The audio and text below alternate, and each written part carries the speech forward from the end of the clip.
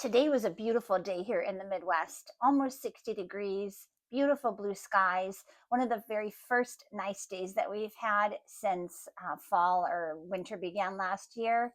And it would have been really nice to be able to go and enjoy it, go for a nice walk around the lake, spend some time outdoors. But there's always obligations to be fulfilled. Hi, my name is Bloch, and I am the award winning poet and author of 4 books that consist of poetry and prose. My channel is called The Practical Poet, and each week on my channel, I feature a different poetry reading from one of my 4 books, or maybe even some new material. And today, and the nice weather reminded me of the recent poetry reading that I did with a poem called Equilibrium from my latest book called Sow Seeds of Wisdom. And this is a poem that's all about finding balance.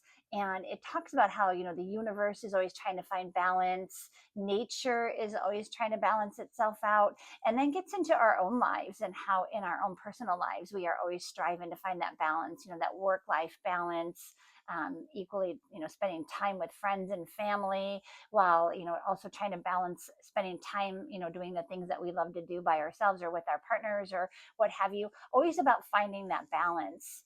And in that video poetry reading, I talked about a poem, a very classic poem by Robert Frost called Stopping by Woods on a Snowy Evening. And that was published, I believe, in 1923.